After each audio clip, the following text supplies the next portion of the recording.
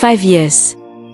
That's how long it had been since Grace Luckman disappeared from Frederick Moretti's world. 5 whole years since she ran barefoot into the night. Pregnant. Alone. Terrified. But now, she wasn't just a scared woman running from a dangerous man. She was a mother, raising 2 beautiful children who had her eyes on his fire. And she'd built a new life. A quiet one. Far from the city. Far from the past. Far from him. The morning sun poured through the small curtains of her modest home in Charleston. A 2-bedroom cottage with squeaky floors and wildflowers growing out front. In the kitchen, little feet padded across the tile. "Mommy, he drank all the juice again," a tiny voice whined. "Did not," came the reply. Grace turned from the stove, hands on hips. All right. That's enough." She smiled at them both. Elijah and Elle. Twins. 5 years old. Full of questions. Full of life. And completely unaware of the man whose blood ran through their veins. Grace had worked hard to keep it that way. She never spoke of Frederick. Never mentioned the mansion. Never told them about the locked doors or the guards with guns. To them, Daddy was just a fairy tale. A made-up character. Long gone. No contact. No photos. Nothing. But the truth. Grace still dreamed of him sometimes. Late at night, when the house was quiet and the kids were asleep. She'd remember the way he held her. The warmth of his touch. The intensity in his eyes. The nights he whispered promises in her ear. And just when it felt real again, she'd wake up gasping. Reminded that love was never part of that story. She had a small job now, working as a florist. Flowers, ironically, made her feel safe. No blood. No threats. Just petals and peace. Her boss, Nina, was kind. Never asked too many questions. Called her Gracie and always offered leftover arrangements to take home.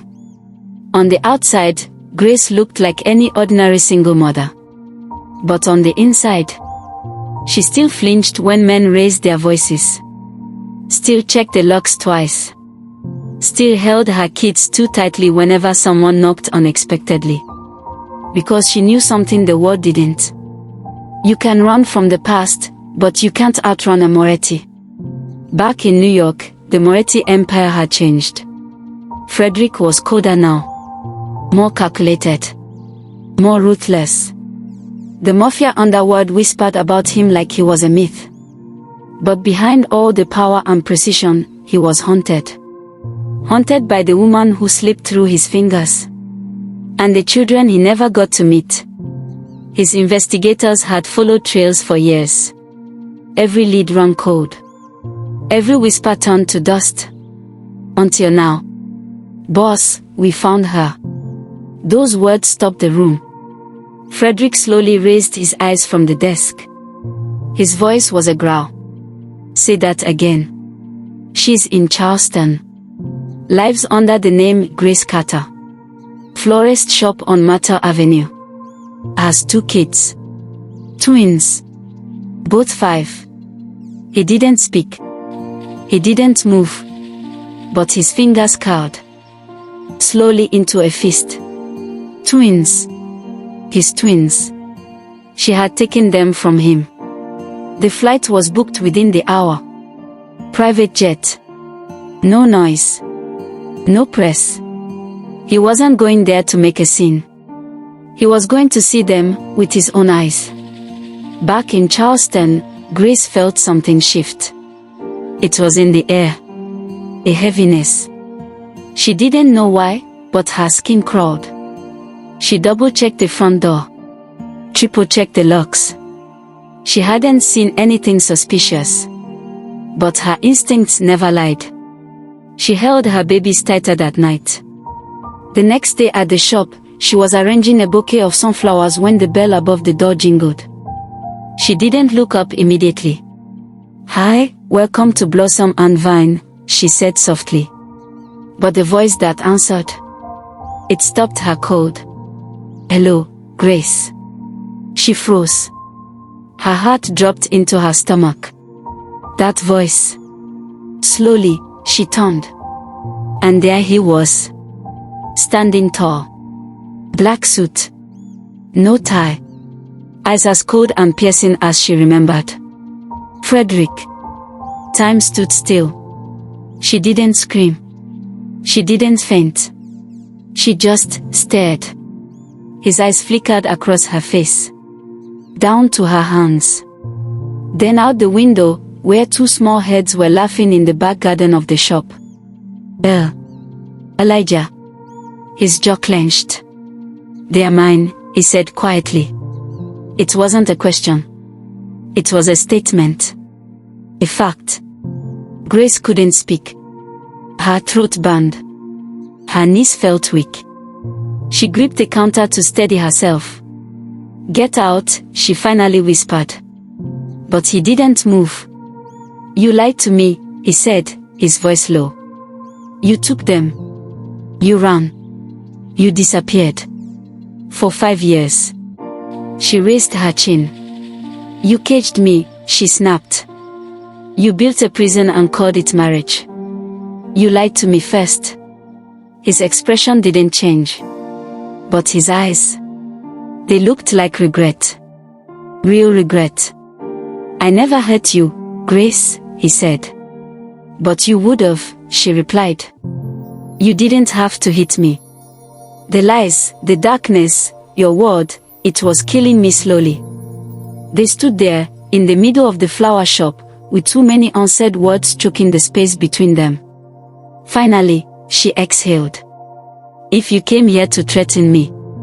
"I didn't." "Then why are you here?" He looked through the window again. At his children. Then back at her. "I came to meet them." Grace's voice cracked.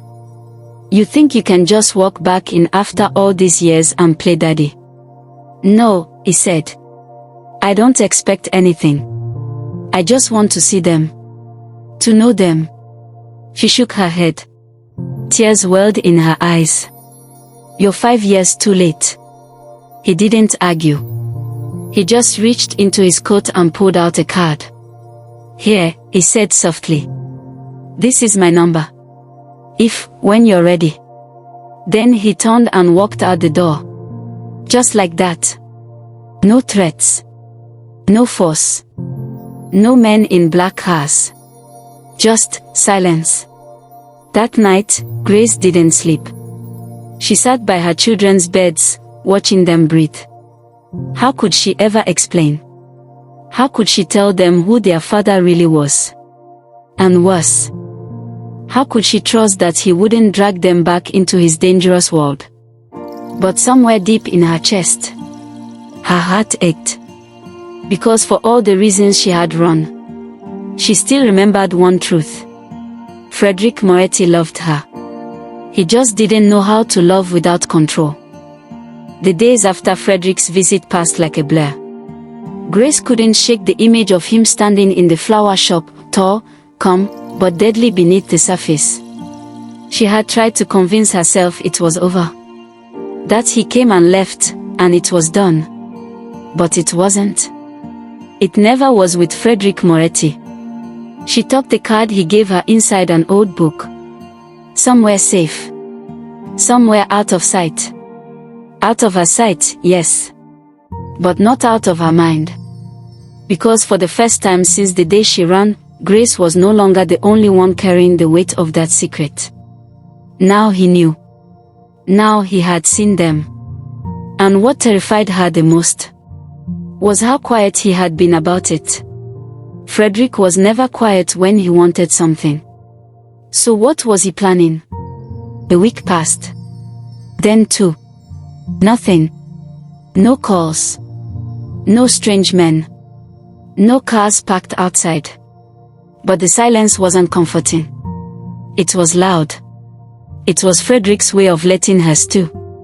Waiting for her to make the next move. It wasn't just her thoughts that shifted. The children changed, too. Elle had questions. She always did. But this time, it wasn't about cartoons or bedtime snacks. "Mommy," she asked one night while brushing her teeth, "why don't we have a daddy like Nora's family?" Grace froze. Her heart cracked a little. She knelt beside her daughter, forcing a smile. "You do have a daddy," she said gently. "Where is he?" Elle asked. Before she could answer, Elijah walked in. "He probably didn't want us," he said plainly. Grace gasped. "No, baby, don't say that." Elijah frowned. "Then why is he never here?" That night, after they fell asleep, Grace sat on the porch, her arms wrapped around her knees. The truth was too dangerous to tell them. And yet, keeping them in the dark felt just as cruel. That same night, her phone buzzed. An unknown number. No name. No message. But she knew who it was. She didn't block it. Didn't delete it. Just stared at it until the screen went black. The next morning, Nina noticed the bags under Grace's eyes. "You okay, Gracie?" Grace smiled faintly. "Didn't sleep." Nina gently touched her arm. "If you ever need time off." She nodded. "Thanks. I just have a lot on my mind." "But how do you tell your sweet, elderly boss that the father of your children is a mafia lord who just walked back into your life like a ghost?" "You don't. You just keep tying ribbons around flowers, and hope your hands stop shaking." It was Friday when everything changed again. The school was hosting a parents and pastries morning. Moms, dads, donuts, story time. The usual. Grace had dressed the twins in matching yellow shirts and packed their lunch boxes with extra cookies. She arrived 10 minutes early, like always. But what she didn't expect was to see Frederick standing at the school gate. He wasn't alone. He held a small bouquet of sunflowers, girl's favorite, and a model airplane for Elijah. The twins didn't notice him at first, but Grace did. She grabbed their hands fast, her heart pounding. "What are you doing here?" she hissed under her breath. Frederick looked down at the kids, then up at her. "You won't talk to me. So I came to them." Grace stepped in front of the children like a shield. "You don't get to do that. You don't get to show up at their school. I'm their father. You're a criminal." His jaw tightened. "Not anymore." She laughed bitterly. "You think a few quiet years erase everything? You had guns in the walls, Frederick. Blood on your hands. I saw it. I lived it. I never brought that life to you." "No," she snapped, "but I found it anyway. And I ran to keep our children safe."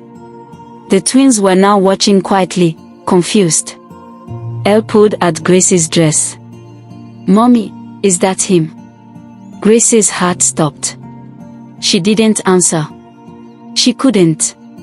Frederick knelt down. "I'm your dad," he said softly. "I know it's a lot. I don't want to scare you. I just wanted to say hi." Elijah stared at him. "You look like me." Frederick smiled faintly. "You look better." Grace's eyes filled with tears. This wasn't how she planned it. Not here. Not in front of the school gate. She pulled the twins gently aside. "Let's go inside." Frederick didn't follow. He just watched them walk in. Grace could feel his eyes on her back like heat. Like pressure.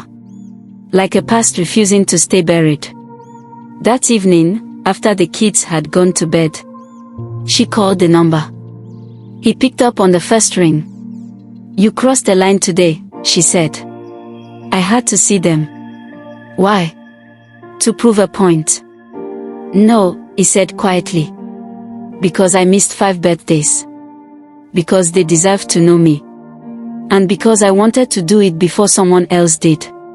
She paused. What does that mean? Grace, you've kept them hidden. But now that I've found you, someone else can too. Enemies. People from the life I left behind. Her stomach turned cold. So this is a warning. It's a promise, he said. I would never let anything happen to them. You already did. He went silent. Then, just let me see them. Let me be in their life.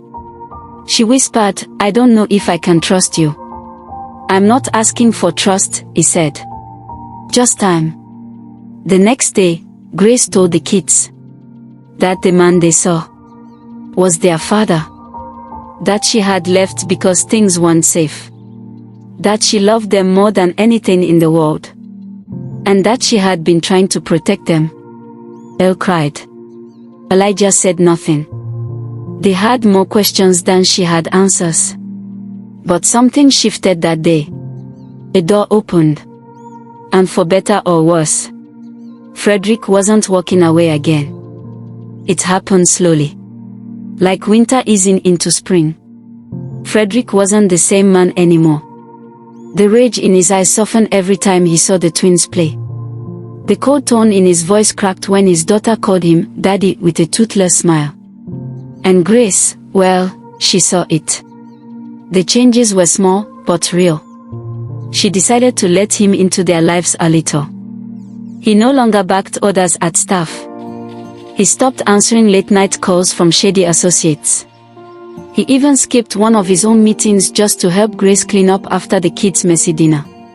He was trying.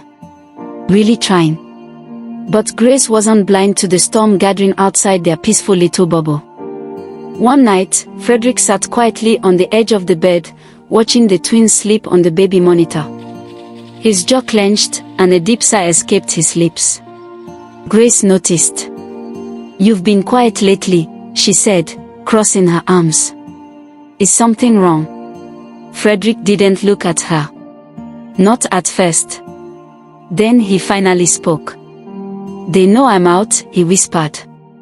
Who? The council. The top brass. The people I used to answer to. Grace's heart dropped. What do they want? She asked, cautiously. They want me back, he said bitterly. They are wanting me to get rid of this soft side or they'll do it for me. Grace's voice hardened. So, what are you going to do? Frederick turned to her. I want out. For good. I want to be clean, Grace. The silence between them was heavy. She took a long breath and sat beside him. Then prove it. His brows furrowed. Prove to me, prove to your kids, prove to yourself that you've changed.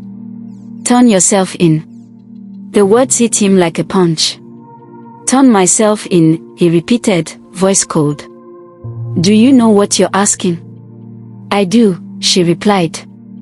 You've caused damage, Frederick. You hurt people. You took lives. And you lied to me.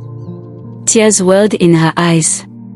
You want a new life, but you can't start clean while still covered in blood. He stood up, pacing. They'll kill me in there. Or worse. I'll lose you. I'll lose the kids. You already lost me once, she whispered. And you're lucky I came back. But this time, Frederick, if you really want to win me back, you have to come clean with the world. He stopped. I need time, he said. Grace nodded. Take it. But don't take too long. The clock's ticking. That week, threats came in like a flood. Anonymous text. A bullet left on their porch. One night, a car parked across the street just stared into the house for hours before driving off. Frederick didn't fight back. Didn't retaliate. Didn't call his old crew. He sent the kids to stay at Grace's friend's house for safety. He reinforced the windows. He stopped sleeping at night. And every day, he walked into the kids' room, kissed their pillows, and stared at their pictures. Something was changing inside him. something deep. One evening, Grace came home to find Frederick sitting alone in the dark, arms folded, face unreadable. "I'm doing it," he said softly. She didn't need to ask what it meant. "I've drafted the full confession. I'll go to the police next week. I'll tell them everything." Grace swallowed hard. "Are you sure?" "No," he admitted. "But I know I need to. I want to be the kind of father they'll be proud of one day. And I want you to look at me without flinching." He stood up and walked toward her. "Even if you never take me back, Grace, at least I'll know I did one good thing in my life." The night before he turned himself in, he wrote letters to each child. A full page. Telling them how much he loved them. How sorry he was for what he did. And how proud he would always be of them, no matter who they became. He left them sealed in their toy chest. Then he wrote one to Grace. It simply said, "You gave me a second chance. Now I'm giving myself one. If life is kind, maybe I'll earn my way back to you. Frederick." The morning he turned himself in, he asked to walk alone. No goodbye party. No dramatic tears. Grace stood at the window, holding a sleeping child in each arm, and whispered, "Come back to us better. Or don't come back at all." It was a cold morning when Frederick Moretti walked into the police station. No guards. No lawyers. No threats. No weapons. Just him. And the weight of his past. He'd rehearsed this moment 100 times in his head, but nothing prepared him for the silence that followed when he said the words. "I'm here to confess." The officer stared at him, stunned. "You're Frederick Moretti?" one finally asked. Frederick nodded slowly. "Yes. And I'm ready to face the consequences." Grace watched the report on her small living room TV. Her heart nearly stopped. There he was, Frederick, standing in handcuffs, head bowed, flanked by officers in navy blue. The ticker on the screen read, "Notorious crime boss Frederick Moretti turns himself in." The world gasped. And Grace cried. But they weren't tears of sorrow. They were tears of something she hadn't expected to feel again for him. Hope. Prison changed him. Not the bars. Not the walls. But the reflection. Every night, he stared at himself in the cracked mirror of his cell and whispered, "This isn't who I want to be." He stopped demanding special treatment. Refused to pull strings for early release. He joined rehab therapy. Anger management. Bible study. He volunteered in the kitchen. Even taught younger inmates to read and write. He became human again. Grace visited every 2 weeks. She brought drawings from the twins, now toddlers. Sometimes a photo. Sometimes cookies. Every time, she saw something different in his eyes. They were still intense. Still sharp. But softer now. Less like a storm. More like a man who finally saw the damage he caused. One afternoon, as she slid her hand across the visitation table, Frederick whispered, "I know I can't fix the past, but I want to build something better." Grace blinked back tears. Then keep building. The twins would ask about their daddy. She told them the truth, gently. Daddy made some big mistakes. But he's working hard to become better. And one day, you'll see how brave he was for trying. They didn't understand all of it. But they clung to the pictures they drew for him. And each visit, they waved excitedly through the glass partition. "Hi Daddy," they yelled. Frederick would press his palm against the glass, tears in his eyes. He lived for those moments. Years passed. 3 years and 6 months, to be exact. When the gates opened for him, there was no crowd. No fanfare. Just one woman standing at the edge of the parking lot. Grace. Holding 2 small hands. The twins. Frederick stepped into the sunlight. Older. Leaner. Wiser. He walked slowly, afraid to hope. But when Grace stepped forward, her eyes soft, voice low, she whispered, "You kept your promise." He nodded. "And I'll keep doing it. For as long as you let me." She reached for his hand. And this time, there were no locks, no chains, no secrets. Just love. And a second chance.